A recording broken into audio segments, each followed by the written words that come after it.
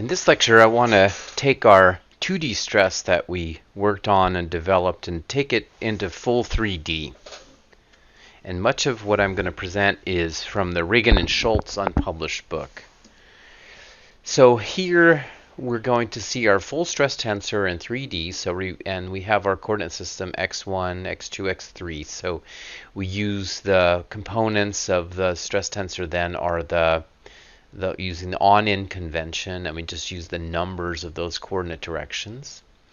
And we can either do it as sort of general components, so we have shear components, or on the right with probably different orientation. If it were the same stress state, would be that orientation where you just had the principal stresses. And it shows the sides of this little box with dx, meaning it's a very small box, so it's kind of infinitesimal. So the stress tensor represents the state of stress at a point, and it could change in space. The other thing that's important to notice is that we changed the sign convention where, in spite of the fact that rock mechanics tells us that pretty much all the interior of the Earth is in compression, and so we usually use compression positive. For this vector math to work better, the positive needs to be tension, or the force directed outward, and that's because also our normal vectors for planes are pointed outward, so it's a kind of a convenience and consistency for the math. But we want to keep our eye on it, and later on we'll switch back to compression positive because it's easier, I think, for geologists to think that way. So here's just a definition, as we've seen before, of these special coordinates, or special orientation of the stress tensor, where we just have the normal components, or the principal stresses. And in this case, as I said, sigma 1 is the greatest tensile stress, or least compressive stress. Sigma 3 is the least tensile stress, the greatest compressive stress. So it's opposite of what we've learned, and we just do this for convenience. And we'll probably go back later on to sigma 1 being maximum compression, but you just have to kind of be able to deal with this sign convention and just always ask, what are we doing here? So here's the big thing that we care about if we're talking about faults or some other planes, dikes that are inside our volume, is we take that little cube that we said that's very small, that all the stress tensor components are operating on, and that's like the back side of this little piece of that cube. But then the face that's toward us is a plane that slices across it. So arbitrary orientation. Any plane in that volume we could choose. We just chose this one. And so it has a normal vector that's perpendicular to it, that's kind of like the handle to that plane. And then the traction vector is labeled. So that's the way that all those stress components from the stress tensor resolve onto that plane. And so what we care about in general is the traction components that are normal and shear. So we'll come to them. But first, we want to talk about, well, how do we compute the traction vector from the stress tensor and the normal vector?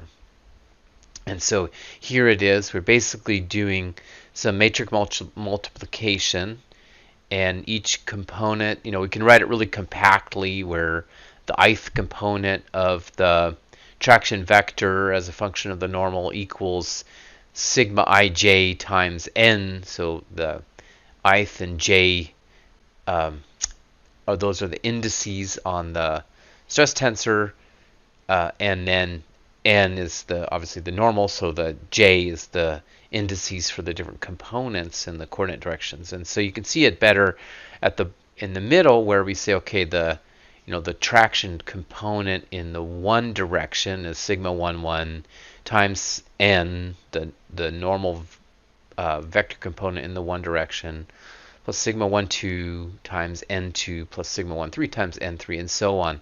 So we can then write this in a kind of a more compact notation, where we say t as a function of n equals sigma times n.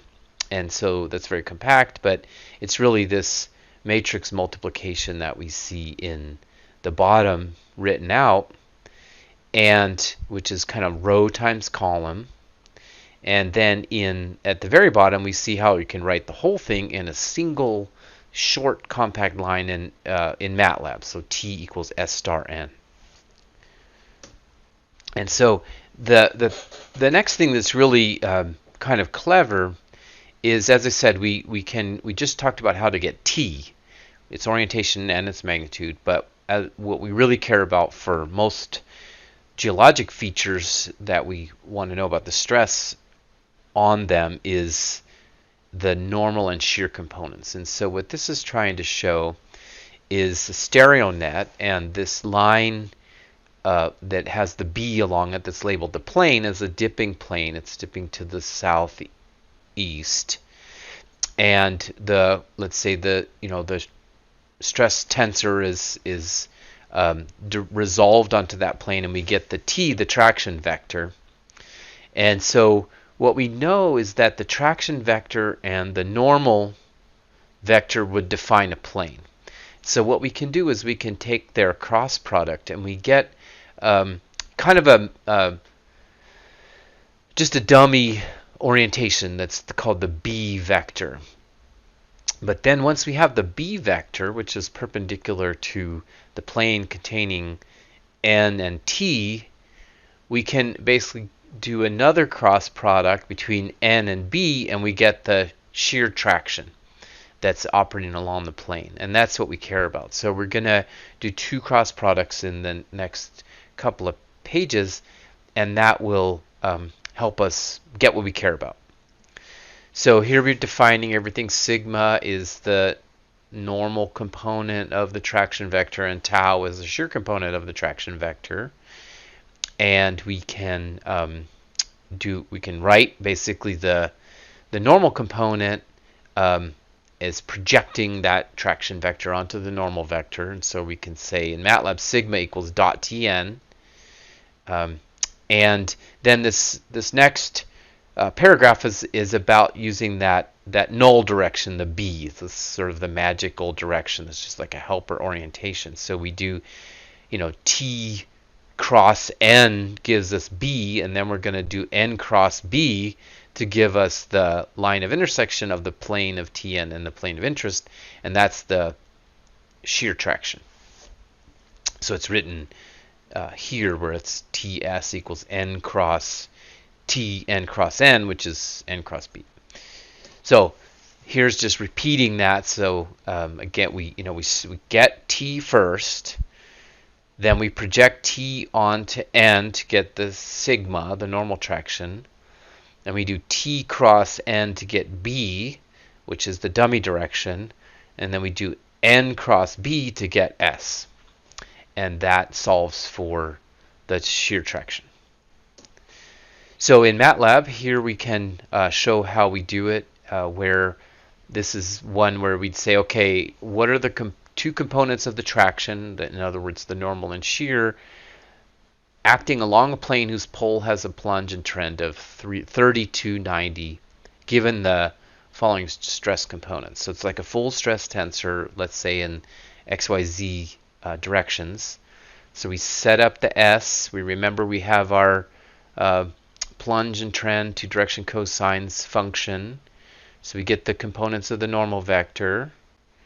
There's T is S star N, remember? So that's so compact. That's how we get the traction vector so easy. And then we remember we always have to get the magnitude, which we take the square root of the sum of the components of T. And we have to then normalize back when we can get this thing to get its orientation correctly. And so then we can plot it. So we got the normal traction, and we need to get the magnitude of it now. So we say sigma equals dot Tn, and then we do this Mackenzie construction, or the B, that null orientation, is cross Tn. We get its magnitude and normalize, so we get the orientation of it, which are the direction cosines LB, MB, NB. And then here we're getting the shear traction, so we're doing cross NB. and getting the magnitude, and then the orientation would come from the normalized components. And we can also check a little bit just that, remember, the sigma and the tau are components of the traction vector, so you can do like a quick Pythagoras to make sure that it adds up. And so here's the kind of output of those calculations. So we get the traction vector components, get the magnitude of the traction vector. Here's the orientation of the traction vector in direction cosines, and then converting to the trend and plunge. The normal traction magnitude is here. The shear traction magnitude is there. See how its normal traction magnitude is negative, so we know it would be a compressive, which is good. And then we check our magnitude. And so here's the geometry of that, which we've already seen. So you can also do this if you just have principal stresses. It's a little bit simpler, but actually we'll always do it from the full stress tensor. Here you can it's a little bit simpler because we only have that diagonal, so it drops into this kind of pretty simple, this is like the 3D Cauchy's equation that we saw, where the Mohr circle is produced in 2D. So then here, same thing, with the stress tensor shown here, determine the normal and shear tractions. And then this one's a little fancy because it uses two apparent dips, these direction angles here. And so we don't have to worry about that too much, but we've got we can calculate the components of the normal vector from them, and then we get the normal vector and we have our stress tensor. So we just go through the same calculation. Our big step here, T is S cross N, traction magnitude, then over here sigma dot Tn, and then the B cross Tn, and Ts is N cross B, and we're done. And so here it is in that case where we have the traction magnitude, traction orientation, normal traction magnitude, in this case would be actually tensile, shear traction magnitude. So, and you can see what's important to notice is this tau is not directly down dip. This fault might not be perfectly well oriented, so it's kind of oblique slip is resolved onto that plane. So one of the challenges is kind of going from some arbitrarily oriented stress tensor that contains the principal stresses to the, let's say, easting, northing, and vertical coordinate system, which is what we think about and how we measure planes in. So what we need to do is kind of rotate our stress tensor from, let's say, the principal stress orientation, which is that special orientation with no shear components, to the north, south, east, west vertical. And so this is shown where we would have like x, y, z is the old coordinate system, x prime, y prime, z prime would be the new coordinate system, and we can go forwards or backwards between the two. And so this is something that was derived for me from Olaf Zielke. And what we do is we just say, well, the stress tensor in the new coordinate system is just this matrix multiplication of the transposed rotation matrix times the old stress tensor times then the regular rotation matrix. And so you see here's the regular R, here's the transposed one, and we can get our direction cosines calculated out there. And so that is an operation that's pretty standard and would be also most of what is done, for example, in Coulomb. Once we calculate the stresses, let's say, from the dislocation, then a lot of what we're doing is just rotating things to our north, south, east, west vertical coordinate system, and then resolving it onto some plane of interest. So here's like the whole calculation in one page. So it's very compact. But if you said, all right, well, this principal stress tensor has this x prime, y prime, z prime orientation. So it's like the new coordinate system. So we want to actually go, in a sense, backwards to the north, south, east, west. So we're going to rotate it here, north, south, east, west. So we know those coordinates. And so we'll do that first. We get our s prime, which would be the full stress tensor, but in north, south, east, west. So it might have shear components. That's okay. We can totally deal with it.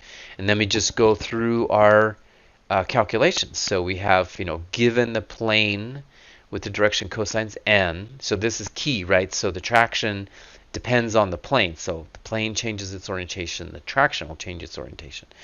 And so then here we just go compactly through what we've just demonstrated and get to the bottom. And then remember also the Coulomb failure function is that sigma or delta sigma f is basically the change in shear minus the change in the normal traction, but it's the kind of times the friction. So we account for the effective normal stress here. That's the P's, the pore pressure. So here is one. Let's say, all right, well, sigma 1 is at 0 to 0, sigma 2 is at 110, and sigma 3 is vertical. And this is still the case where these are where tension is positive. So you see that's minus 100, minus 50, minus 10, and the stereo net shows it here where we have the vertical stress is the diamond in the middle, and then these diamond here in the upper right would be the sigma 3, which is the most compressive, the least tensile, and then this is sigma 2 down here. So what this little rotation does is just basically take that stress tensor and rotate it from the diamonds into the red dots. And again, basically, in that case, actually producing some shear components, which you can see appear here, that weren't in the original.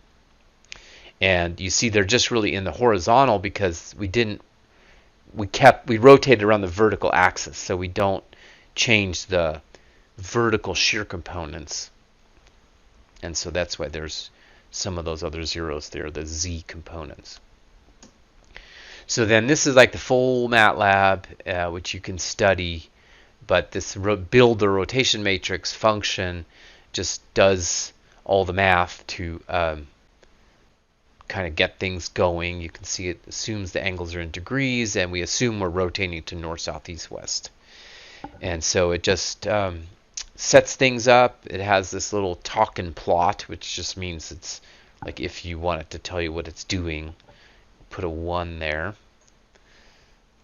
And then here's the rest. So it starts also some of the plotting, and then it gives us these components of that rotation matrix is what it's kind of returning. See, build rotation matrix R. So let's take an example from South Mountains. And so here, remember, we were in the field and we saw some of these cool faults. Here's this one right above my hat. And so we say, all right, well, let's say it's a 315/45 orientation for that fault. And so we see it at the right there. And here's the, pole plunge, pole trend. It has a dip direction of 45/45. It's all the same, different ways of saying the same thing. And so we're going to calculate its normal vector with its direction cosines. And then we set up the stress tensor, which we've just seen. The key thing to look at here is how I do SV, SH min, and SH max. And remember, still tension positive. So SV, we're going to say this is a normal faulting environment. And so SV is the largest compressive stress. And so we're going to kind of use our setup for the stress tensor relative to that magnitude. That's the one thing we know is rho GZ, basically. So we know that it's 26.7 or 26.5 megapascals per kilometer, and we're going to calculate this at 12 kilometers depth. So then SH min, we would say is 10% of that SH max. This is a little bit arbitrary, but seems common. So in a way, this is how we sort of see the differential stress. And then SH max, in this case, the sigma 2 is something intermediate. So we just say it's 25% of that vertical stress. We set it up as we set up our stress tensor, and then we build our rotation matrix. And so you see we're dropping in the trend of the one component that sigma ends up being the SH min, or basically sigma 3. And here's the other one at 120. So 30 and 120, and then the vertical stress is 90 plunge, zero trend. So when we just calculate first the S, we get those components. So 320 is the vertical stress, and going down through 32.04, so forth. So we get the rotation matrix, and then here rotated S. What's important to appreciate that here is those are the stress components from the tensor that's in the north, south, east, west coordinate system. So that would be the little red dots here. So then, once we have that, that's maybe the hardest part.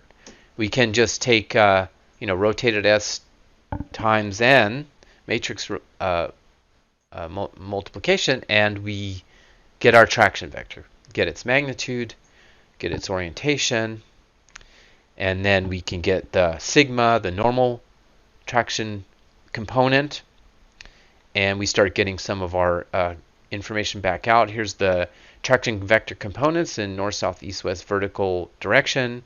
Here's the magnitude in megapascals. Here's the direction cosines, its orientation, and there's the magnitude, the normal traction magnitude, minus 198. So, okay, it makes sense. Luckily, it's negative because we still have tension positive right now. And here, then, we're going to make our null direction, the B cross Tn, and then we get the shear traction, which is the cross NB, and get what we're looking for. So the shear traction magnitude is 122. We check, remember that check about the thing that we're doing the math correctly. So it's just a quick check from how we first calculated the traction magnitude, and then this using this little Pythagoras on the shear traction magnitude and the normal traction magnitude, and yes, they are the same. And there it is. So here would be the answer. And so in kind of graphically, so remember we said what we know is sigma 1, 2, and 3. And here I'm using compression positive because I'm thinking sigma 1's vertical, so it's kind of geologic thinking. And so we know that, we know their magnitudes, and then we also know the plane of interest. And so we can calculate then what we care about, which is the tau, the traction along the fault, and sigma, the traction perpendicular to the fault. And then we can look at its stability. So there it is. So that would be the stress on that plane in that environment. And then what we know from the field, of course, is we can measure the orientation of the slicken lines. And so one of the things that we want to do commonly, we look at, well, how far off is the slicken line orientation from the predicted slip direction? And so this is the same plot as before, but what we see in the little green dot is what we measured and then kind of projected onto the plane, and here's what we calculated. So this has an angular misfit of about 5 degrees. So actually, this fault was kind of doing what we expect it should do in that stress state because that mismatch is small. This is unusual, actually. Often things are much more complicated, but this shows that this is a well-oriented, kind of it's a fault that's behaving as we expect, and it's mostly dip slip, so it's also well-oriented. And here, then we can just quickly calculate the Coulomb stress. So we can sort of plot this. Remember, this is tau versus sigma, and the line is the friction criterion. So if it's below the line, it would be stable. If it's above, it's kind of likely to slip. And so here, this guy was pretty close to failure under those conditions. But, at least on the simple calculation, it would still be stable. So here's another one that I measured, different orientation, and go through the whole same calculation, has a normal traction magnitude of minus 225, shear traction 135. Everything seems to look good. Again, my measurement was pretty close, or well, it wasn't my measurement, but the fault seems to be behaving as we expect. So it's very small difference between what we calculated and the silicon line orientation. So it is slipping as we expect, and it shows us that, you know, in this 3D stress environment, all these different fault orientations can slip. You know, it's sort of a simple singular stress state, but all these different orientations will have different senses of motion. And I've chosen two that were relatively well oriented, so they slipped as kind of normal faults, but we could have had faults that were, you know, poorly oriented, and they might have slipped much more obliquely. This one is pretty much good down dip slip. And so here is the Coulomb calculation for that one, and so it's also close to failure but stable.